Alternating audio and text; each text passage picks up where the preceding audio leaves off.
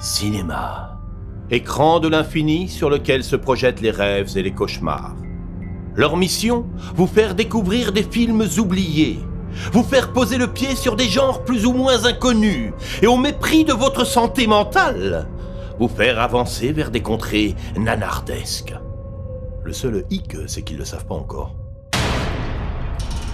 Voici leur émission.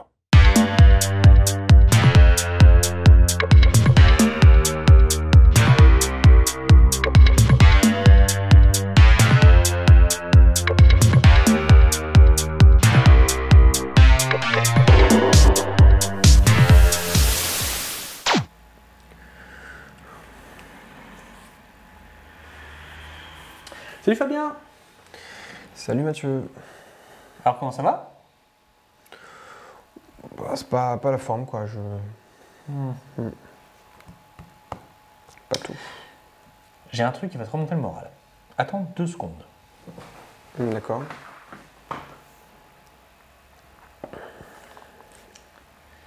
Joyeux anniversaire, joyeux anniversaire. Attends. Mathieu. Mon anniversaire c'était le mois dernier, qu'est-ce que tu fais là? Je suis au courant, gros bêta, et ça, c'est notre gâteau d'anniversaire. Pour nous, pour VHS, le visionnage hautement subjectif, pour les 10 ans. Ça se fête. Les 10 ans de visionnage hautement subjectif. Mathieu, c'est la 10e émission, c'est pas les 10 ans, on va fêter que les 1 an dans 2 mois. Ça va, t'es tatillon, dis donc. Tu l'avais de quel pied, là, hein? Non, mais c'est pas ça, c'est juste que je suis pas dans mon assiette, c'est tout. Allez, celui qui est dans son assiette, c'est le gâteau. Oh, oh, oh, oh, oh. Bon. Qu'est-ce qui va pas? Dis-tout à tonton Mathieu.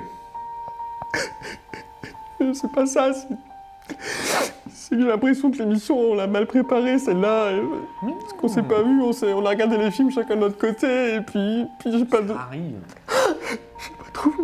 Je voulais pas te le dire, mais j'ai pas trouvé de...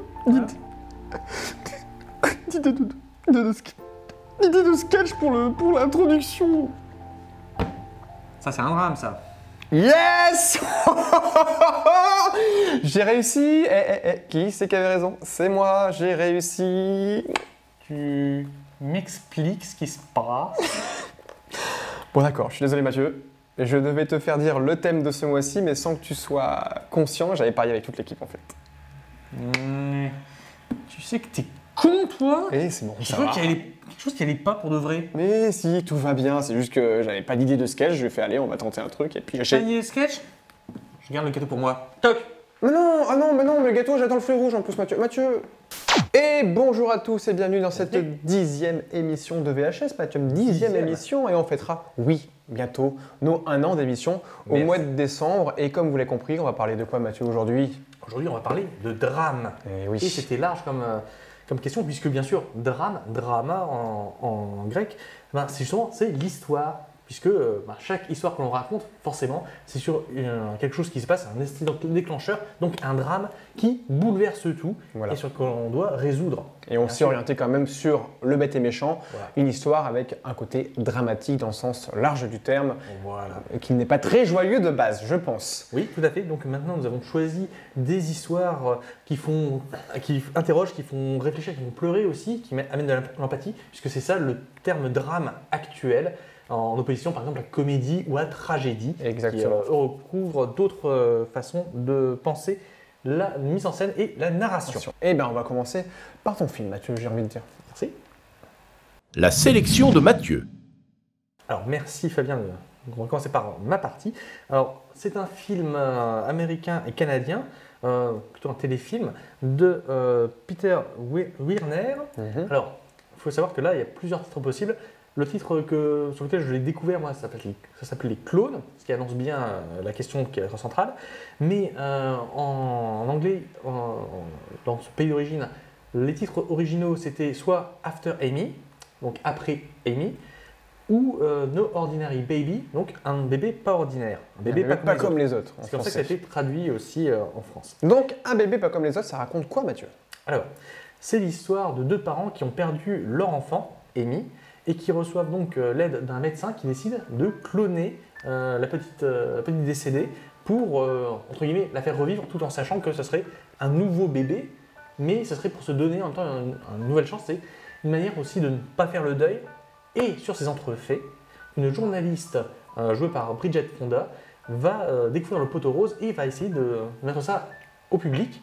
Et donc, ce qui va susciter les réactions du public sur la question éthique du clonage. Déjà, qu'est-ce que tu en as pensé, toi, Fabien? Eh ben, ce que j'ai pensé du gâteau, non, pas encore, Non. du film, effectivement. Eh ben, D'accord, comme tu l'as dit, Mathieu, c'est vrai que je me suis fait piéger, mais pas dans le mauvais sens du terme, dans le sens, oui, c'était bien un téléfilm, et oh mon Dieu, que j'ai du mal avec les téléfilms. Donc, tu m'as donné encore du fil à retordre, mais ça faisait longtemps que je n'avais pas du fil à retordre avec ça, Mathieu. Dans le sens où, pour moi, le téléfilm, c'est un peu de l'anti-cinéma, dans tout ce qui est la mise en scène et la direction artistique. Ce qui est intéressant, et la seule chose que j'ai trouvé, malheureusement, excuse-moi Mathieu, d'intéressant dans ce film, c'est le propos. C'est ce propos de clonage, cette polémique et toute la question éthique qu'il peut y avoir autour, donc scientifique, morale et même des fois un petit peu politique, et c'est exprimé dans le film. Mais au-delà de ça, visuellement, je me suis fait chier. Je me suis fait chier. Parce que même s'il y avait Fonda, et je pense que c'était pour ça que tu as voulu me le présenter, moi j'ai vraiment eu l'impression de regarder un film le dimanche après-midi que tu vois sur France 2 ou notre chaîne câblée. Et du coup, le propos est intéressant, mais franchement, ça ne m'a pas emporté. Et je me suis un peu ennuyé, Mathieu. Je suis désolé. Et alors, désolé moi de te dire ça, mais en fait pas du tout, ce n'est pas à cause de Bridget Fonda que j'ai choisi de montrer ce film, c'est parce que quand je l'avais vu, c'était un des premiers DVD que j'avais pris en foire comme ça, j'aime bien faire les petites brocantes, et j'étais tombé dessus, je me suis dit bon effectivement ça va être un petit film, je ne savais pas que c'était un des films, ça je l'ai découvert justement avec cette émission, et je me suis dit bon ça va être un petit film comme ça, 1 euro ça va le faire. Et j'ai été étonnamment surpris parce que pour moi justement c'était un bon film. Ah ouais. Alors, c'est vrai que ça casse pas 3 pattes un canard niveau réalisation, ça va pas très loin, mais il y a de bons acteurs, il y a un bon propos justement, et c'est ça ce qui m'avait touché. Donc c'est pour ça que moi j'avais bien accroché à ce film, et je pensais que ça pourrait t'intéresser, surtout sur la partie dramatique, parce que là justement, un truc qui me déplaît un petit peu sur les drames actuels, parce qu'on a parlé donc le fait que le drame actuel, c'est déjà une portion du drame à la grecque, par rapport au théâtre antique grec, mais surtout maintenant on réduit encore plus par la recette hollywoodienne à l'idée que justement il faut faire du misérabilisme, faire du pathos, parce que là justement ce n'est pas pathétique, c'est plutôt une forme de tragique, puisque justement ce sont des personnages qui se battent contre, un peu comme David contre Goliath, sans la chance de pouvoir gagner. C'est un côté justement lutter contre le destin, pas seulement parce qu'il essaie de créer un clone à partir d'un enfant mort, qui a un problème sur le deuil aussi qui est abordé et que moi je trouvais plutôt bien travaillé.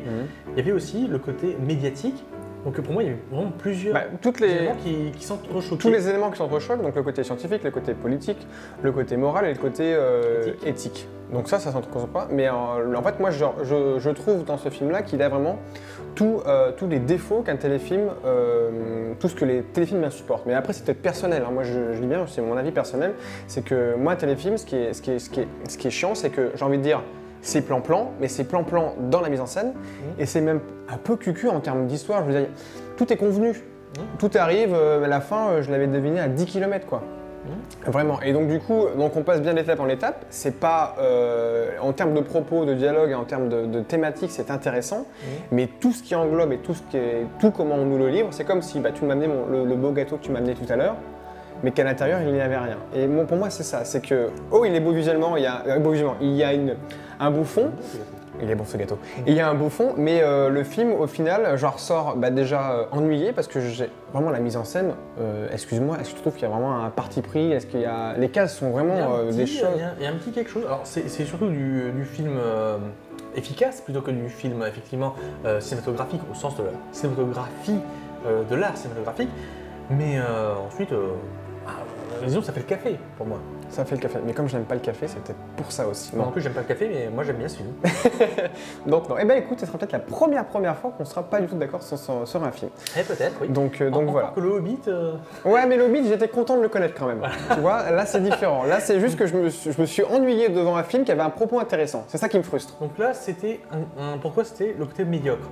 Ouais, de la mise en scène et de tout le côté du travail technique du film. Et donc ce n'est pas le côté drame Non, lui-même qui... L'histoire était pour moi intéressante, la façon dont elle est développée est plutôt intéressante parce qu'il y a quand même pas mal de rebondissements dans le film.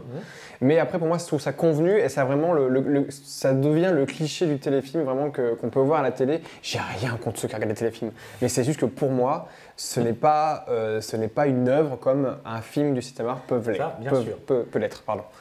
Est-ce que ça veut dire, est-ce qu'il permet que, en phrase de conclusion, je dis au spectateur, regardez-le pourquoi pas et faites-vous votre propre avis. Eh ben écoute, si tu le veux bien, on va passer au second film. Je suis tout à fait d'accord. La sélection de Fabien. Et donc nous revoici sur VHS pour la sélection de Fabien. Et voilà, tout à fait. J'avais envie de vous parler, moi, ce mois-ci, d'un petit film, enfin d'un film, qui s'appelle Detachment, qui m'a été glissé à l'oreille par mon frère, que j'avais un petit peu oublié, mais qui m'avait fort marqué à l'époque. Enfin, à l'époque, il n'est pas sorti il y a si longtemps que ça, parce qu'il date de 2011. Et si je vous dis Adrien Brody, bah, moi je dirais Le Pianiste. Déjà. Entendu. Je dirais aussi Summer of Sam. Exactement. Et puis tant d'autres films. Excellent acteur. Qui a un petit peu une gueule cassée, qui a une gueule en tout cas du cinéma indépendant un petit peu américain, même s'il a fait un petit peu de blockbuster, notamment je sais King pas, Kong, King Kong, il a fait King Peter Kong. Jackson. Effectivement. Voilà. Donc Adrien Brody est au casting. On retrouve aussi Marcia Gay Harden, James Caan, une petite protégée de Winnie Griffin, comment ça s'appelle, Christina Hendricks, qu'on pouvait retrouver dans Drive notamment, dans. Qui l'a réalisé ce film? Qui l'a réalisé? C'est exactement, c'est la question. C'est Tony Kaye, celui qui avait réalisé American History X. Donc ce film sorti en 2011 nous raconte quoi? Eh bien tout simplement on suit la vie d'un lycée de banlieue américaine, donc c'est du côté de la banlieue new-yorkaise si je ne me trompe pas. Et on suit Henry Bart, donc, qui est joué par Adrien Brody, qui est un professeur de remplacement et qui lui forcément va de lycée en lycée. Et quand il tombe dans ce lycée, il va se rendre compte que le lycée est un vrai chaos. Les étudiants, tous les élèves sont une jeunesse en perdition. Tous les professeurs ne croient plus en l'espoir de pouvoir éduquer correctement ses enfants et ne croient même plus en eux et au travail qu'ils font. Et ce petit monsieur, donc Henry Bart, va essayer de redonner espoir à l'éducation en général et à les élèves qu'il va avoir en tout cas dans sa classe. Donc, dit comme ça n'a pas l'air d'être un film très joyeux parce que Detachment n'est pas un film très joyeux et pas très optimiste. Pas autant que Mother qui est sorti le mois dernier, mais on est quand même pas loin de se tirer une balle à la fin du film. Mais d'autant plus que c'est un film très intéressant. Et avant de donner mon avis, Mathieu, toi, qu'as-tu pensé de Detachment ? Alors déjà, il faut savoir que quand j'avais vu American History X, donc le premier film de Tony Kaye, je m'étais pris une sacrée grosse baffe. Et je dois reconnaître que non seulement il s'est amélioré avec le temps au niveau de la technique, qui était déjà très bonne, puisque c'est un directeur de la photographie, mais en même temps, il sait toujours manier les personnages, les humains, les acteurs pour qu'ils donnent le meilleur d'eux-mêmes. Et effectivement, c'est un très bon film avec un bémol. Puisque c'est celui que j'avais souligné justement dans ma partie sur Clone, c'est que là, ce film-là a le travers des drames actuels, à savoir en rajoutant le pathos. Parce que dans American History X, tu avais quelques îlots justement de bonheur, avec justement, c'est une histoire de néo-nazis American History X, mais à un certain moment, tu as des rires, tu as de la complicité familiale et tout ça.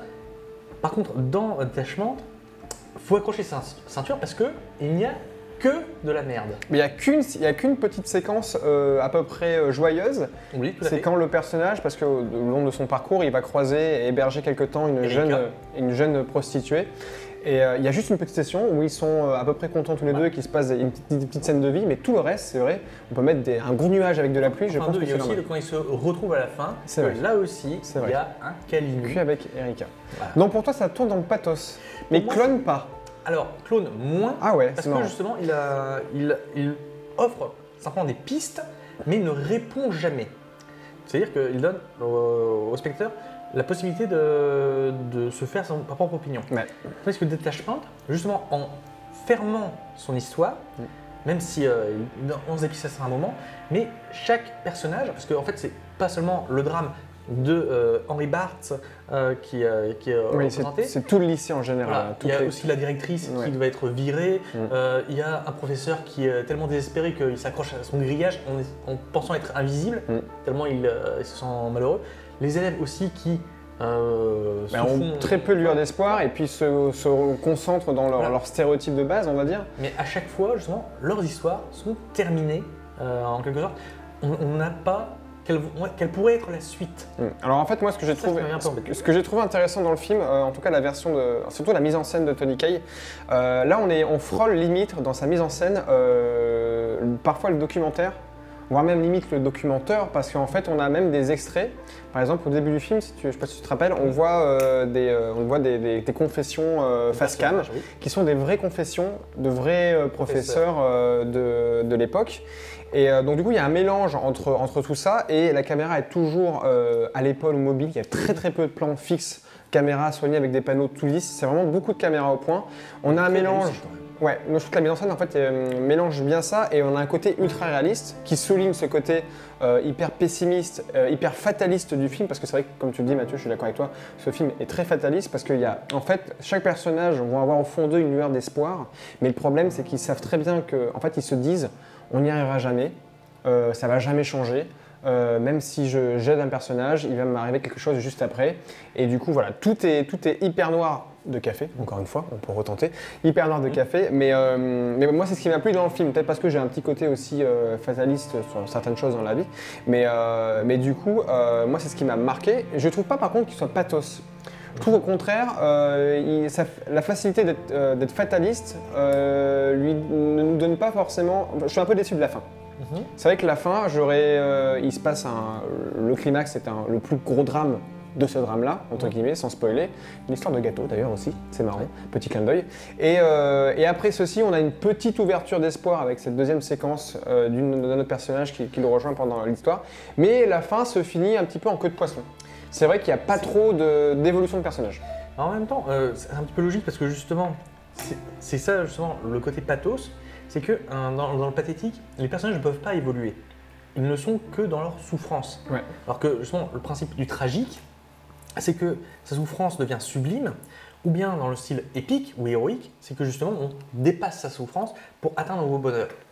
Mais là, au contraire, pour moi, justement, la fin était bien intéressante parce que ça se termine, je ne spoile pas d'une certaine manière, puisque c'est la récitation des premiers vers de la nouvelle de Alan Garpo, La chute de la maison Usher, oui, c'est vrai. Qui justement, en fait, symbolise le tout de cette histoire-là, puisque Alan Garpo, là aussi, il faut pas avoir envie de se pendre avant de le lire, mais justement, et ça c'était bien, toi tu parles justement du côté documentaire du film, mais en même temps, à certains moments, c'est quasiment un film expérimental. Cette fin est un film quasiment uniquement symboliste. Et ça, c'est vraiment très fort. Tony Kaye, là-dessus, en fait, c'est vraiment l'opposé de Clone, là-dessus. Ah ouais, à ce niveau-là, oui. Clone, effectivement, n'avait pas de mise en scène élaborée, tandis que celle-là, par contre, au niveau de mise en scène, je comprends qu'il a reçu son prix à Cannes, je crois. À Deauville. Il a gagné deux prix à Deauville. Le film officiel du film américain de Deauville. Donc, amplement mérité là-dessus, rien à redire. Et si les prix ont été gagnés, donc en plus de la mise en scène, il y a quand même la prestation des comédiens qui sont pour moi tous justes, autant Adrien Brody qui n'a rien à prouver, que la petite qui joue la prostituée qui est plutôt bien aussi. Mais moi c'est surtout celle qui joue l'élève photographe. Meredith, ouais. Qui jouait très très bien. Mais tous les élèves sont plutôt justes, et c'est vrai qu'on les présente tous dans des stéréotypes un peu vulgaires. La psychanalyste était un petit peu...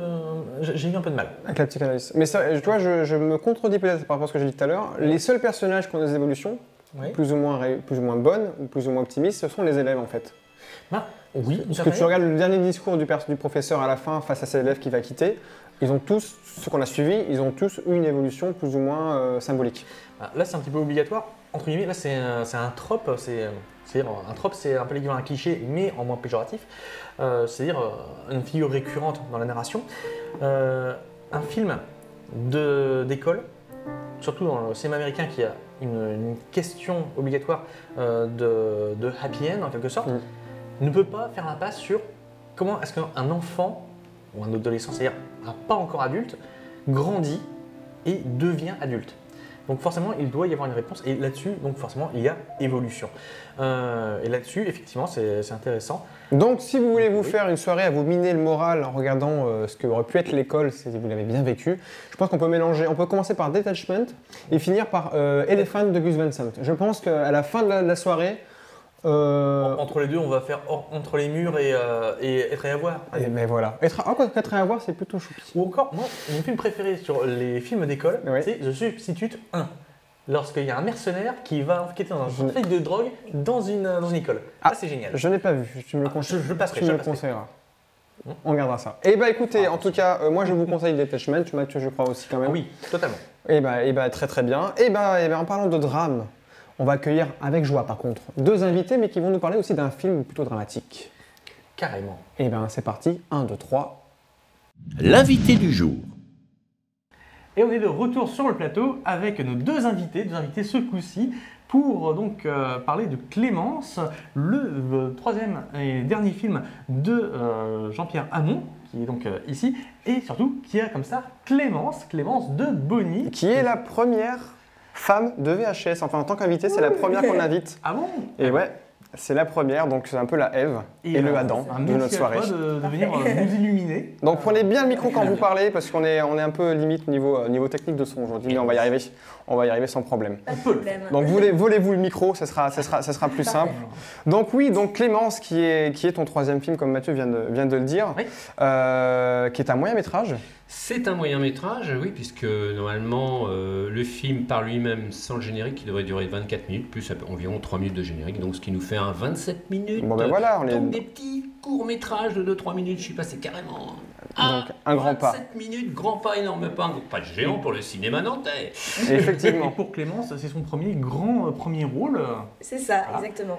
Et donc, je pense que ça m'a bien plu, comme ça. Ouais, carrément. Ouais. J'avais Le déjà top. fait j'avais commencé par faire de la figuration et tout ça comme tout le monde. J'ai eu quelques premiers rôles, on va dire, avant celui-là, mais sur des petits projets. Par exemple, j'ai fait un court-métrage contre la violence contre les femmes, qui durait 1 minute, parce qu'il y avait un appel à projet en fait avec plein de films de 1 minute. J'en ai fait quelques autres, mais là c'est sûr que c'était mon plus gros rôle, on va dire, pour l'instant, donc je suis très contente. Et puis en plus j'ai pu incarner 2 rôles en un, donc c'était génial. Très bien. Merci de tenir le micro, Jean-Pierre. Tu es déjà Je suis rodé. là pour ça, moi, si tu ouf. veux que T'es j'aille ouf. chercher un café. Ah bah non, on a des stagiaires. Un café, c'est vous. J'en bois pas. Bref. Voilà. Donc, ma première question, qui est une question un petit peu duo, vous êtes 2, donc on va pouvoir se partager encore le micro. Toi d'abord, Jean-Pierre, c'est pourquoi cette envie de passer devant la caméra, parce que tu as quand même beaucoup vu devant. Ah oui, alors justement, c'est peut-être pour ça. Et pourquoi tu es passé cette fois-ci derrière? Alors oui, donc comme moi j'adore le cinéma, je suis un grand cinéphile, enfin à ma façon. On m'a vu énormément pendant 2 ans, j'ai dû faire à peu près 50, on m'a vu ma tête pendant 50 films. Bon, j'ai voulu un peu passer derrière la caméra parce que je suis un peu curieux de savoir ce qui se passe, comment ça se passe, un tournage. J'ai voulu essayer d'apprendre comment se monter un film. La post-prod, tout ça, et aussi tous les termes que je connaissais pas du tout, Donc j'ai essayé d'apprendre, j'ai pris des petits cours, et puis bon, je suis arrivé dans ce tournage, un premier petit tournage, deux premiers petits tournages, et ce fameux grand tournage. Et donc là, j'ai appris sur le tas, parce que moi je suis un autodidacte dans tout ce que je fais. Donc j'ai appris sur le tas, sur Clémence, et j'ai beaucoup appris sur Clémence. Il y a eu quelques petites erreurs, mais bon... Ouais, comme dans tout tournage, il y en a forcément tournage. une ou deux, même dans les chefs-d'œuvre, il y a des erreurs, il n'y a pas de souci. Il y a tout. Il n'y a pas de souci. Donc tu es passé du petit bain au grand bain en fait, c'est ça? Ah ouais, carrément, et c'est vraiment le kiff énorme pour moi. Mais j'ai vraiment... Eh bien, on va en parler tout le long de l'interview. Et une question pour Clémence aussi. Oui. Donc Clémence, tu es comédienne sur Nantes. C'est ça. Comme tu nous l'as dit, on t'a vu dans quelques projets déjà. Et toi, comment t'es venue l'envie de jouer en général et de devenir peut-être sans doute prochainement, je ne sais pas, une comédienne professionnelle si c'est tes projets, je ne sais pas, dis-moi tout. Alors déjà, ça fait depuis mes 12 ans maintenant que je veux être comédienne. Donc c'est un peu un rêve de gosse de base. Donc ça fait maintenant 6 ans que je fais du théâtre, que je prends des cours. Et donc j'ai commencé à tourner en tant que figurante en 2015. En 2015, sur mon premier tournage d'ailleurs, j'ai rencontré JP.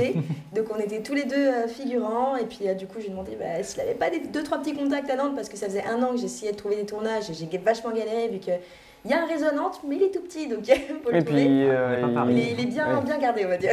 Puis il manque aussi de projets il n'y a pas ça. beaucoup de gros projets qui arrivent tout le long de l'année non plus.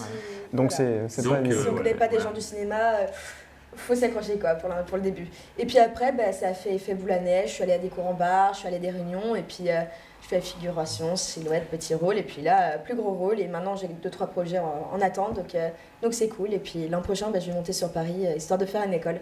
Voilà. Très bien. Nous Ah, ben attendons. parfait. Bah, mais il faut laisser l'oiseau s'envoler, Mathieu, tu sais bien. Non, parce que comme ça, moi, C'est la bien. question va Je être pour reviendrai, Mathieu, Jean-Pierre. t'inquiète pas. Il Je serai reviendra. toujours là. Ah oui, j'espère. Question pour JB? Oui, là, justement. Merci, Moi monsieur. aussi, je t'abandonne un petit peu, là, parce que je suis fâché. Mais bon, alors, JP, Je donc, vais très mal. toi, c'est oh non. C'est ton 3e film, donc. Oui. Mais surtout, donc, c'est ton premier grand film. C'est, comme l'a dit Fabien, c'est une autre catégorie sur laquelle tu es passé. Et justement, comment est-ce que tu gères cette ambition qui grandit? Parce que je suppose que tu ne vas pas t'arrêter là, tu vas continuer. Oui, parce que j'ai beaucoup de projets. Là maintenant que j'ai été derrière la caméra, c'est un peu drogué ça.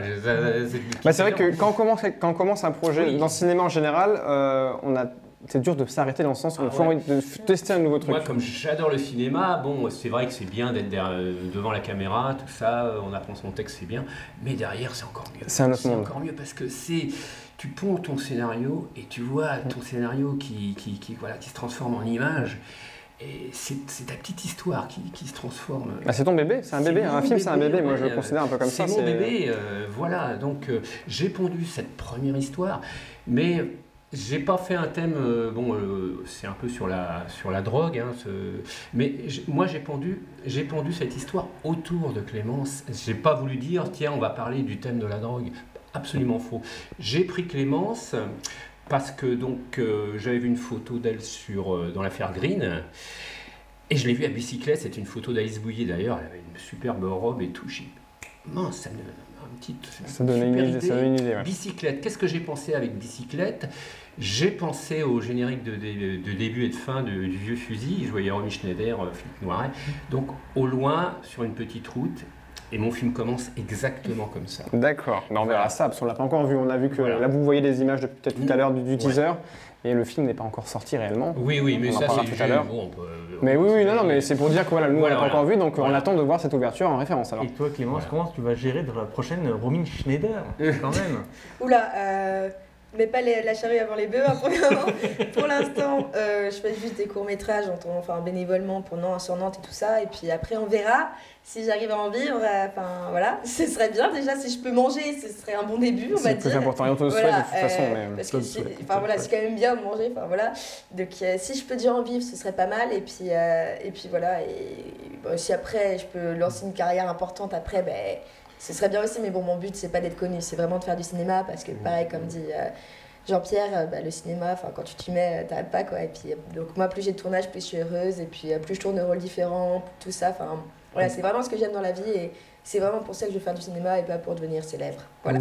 Très bien. D'abord, on a pu dormir sous les étoiles avant de devenir une étoile, c'est ça? Oui. C'était beau. Il y a eu un doute, mais c'était beau. Il y a eu un petit doute, mais c'était placé. Non, mais je sors d'une journée de cours, voilà, je suis encore lycéenne, donc... Donc le film est autoproduit. Comment ça s'est passé pour le financement? Le financement, c'est produit par moi, c'est de l'autoproduction, Ouais. c'est porteur de projet qui amène ses pépettes. D'accord.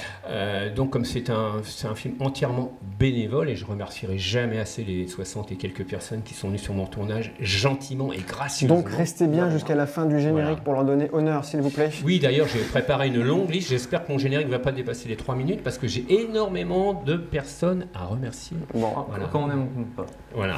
Donc Clémence, moi j'aurais une question pour toi. Donc on en a parlé. Donc ce film, Clémence, c'est ta première grande expérience en tant que premier rôle d'importance sur une semaine de tournage. Et là, je voudrais que tu ailles un peu plus dans le détail. Cette semaine de tournage, excuse-moi, tu l'as vécu comment? Comment ça a été? Alors, on a tourné en tout sur 4 jours. Donc, de base, on avait prévu de tourner sur 3 jours. Et au final, Jean-Pierre a rajouté des scènes pour faire le lien entre les deux personnages. En fait, vu que si vous allez voir le film, vous verrez, il y a la gentille fille toute mignonne et puis la junkie qui se drogue, on va dire. Et du coup, pour faire le lien... Oui, d'ailleurs, c'est vrai, je vous coupe 2 secondes, mais c'est quoi le pitch du film? On est quand même bête de ne pas avoir posé la question. Ah, bah oui, c'est quoi? Clémence, ou exercice de style, qui veut? Bah, vas-y, je vais. vas-y. Donc, le speech, donc c'est une gentille, c'est une jeune fille de 16-17 ans sans problème qui vit dans une bonne famille, qui va au lycée, qui s'entend super bien avec son papa et sa maman, tout ça, qui en fait va faire de mauvaises rencontres au lycée, va commencer à dealer et va s'en tirer des problèmes, on va dire, avec des dealers qui vont lui créer beaucoup de problèmes. Et suite à ces problèmes, on va dire, elle va se retrouver dans la rue en fait et elle va se mettre à se droguer, à boire et puis elle va devenir totalement droguée en fait, totalement junkie et voilà, et je vais pas spoiler la fin. Hein. Ah non. Voilà, Pas. et voilà. Donc du coup, est-ce que c'était dur à jouer? C'est la question de Mathieu. Ah oui, double composition. Et du coup, c'est plus difficile d'interpréter quelqu'un qui est à côté de vous en fait parce que vous dites bon alors c'est pas moi, mais c'est pas loin de moi, du coup je dois faire des trucs qui sont je dois me comporter comme quelqu'un qui est à côté de moi. Mais comment j'aurais fait voilà. si j'avais ça à sa place, ça. par exemple. Alors que quand c'est quelqu'un qui est très loin de vous, c'est plus facile à observer. Donc j'ai regardé des reportages sur les junkies. J'ai essayé d'aller en voir, mais bon, j'ai envoyé des malades à des hôpitaux spécialisés, mais bon, ils n'ont pas voulu. Donc voilà, mais voilà, j'ai essayé de me. Est-ce que tu as fumé, t'es drogué jusque-là? Quand même pas, on est d'accord? Non. Oui. Non, là, tu dis oui, super. C'est Je rigole. Surtout pas. Peut-être pas cette tête là encore. N'oublions pas que c'est du cinéma, les enfants, merci. C'est ça. Pardon pour cette mauvaise blague. Mais du coup, j'ai carrément préféré jouer Démence en fait. Je préfère les rôles un petit peu noirs, un peu profonds, on va dire. Je trouve le personnage de Démence beaucoup plus intéressant à travailler que celui de Clémence qui est encore innocente en fait. Il n'a pas d'histoire à raconter alors que Démence, ok, elle se comporte mal, elle se drogue, mais il y a une raison pourquoi elle fait ça en fait. Et du coup, il y a beaucoup plus de souffrance derrière, beaucoup plus de trucs à travailler que sur Clémence. Et du coup, je préfère les rôles de méchants, voilà. D'accord.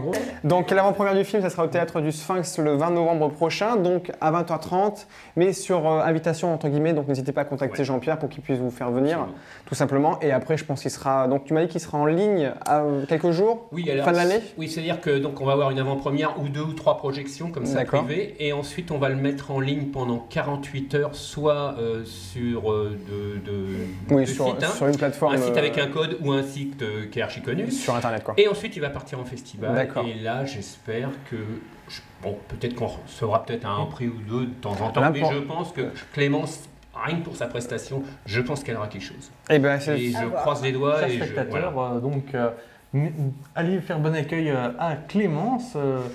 Et surtout, comme ça, Jean-Pierre, contrairement à Benoît, lui, mérite plus que 6% de satisfaction au vote.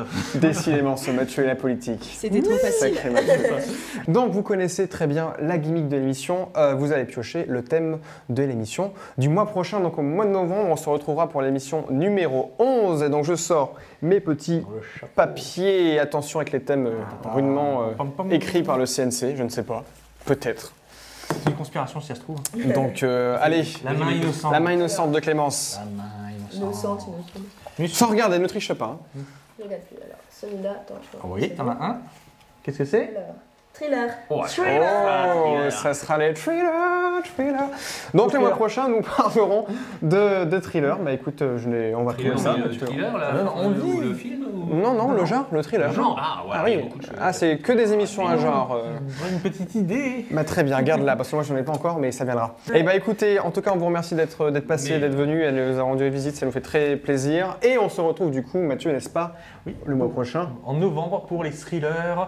Donc revenez nous voir sur VHS. Et sur TV, mais n'importe quoi, je suis fatigué. Sur TV Rosé, vous pouvez nous suivre sur la chaîne YouTube. C'est l'émotion. N'hésitez pas à nous suivre sur la chaîne YouTube, à vous abonner et à liker la page Facebook si l'envie vous dit. Et effectivement, bonjour et bonsoir à tous. Et au mois prochain. Ciao.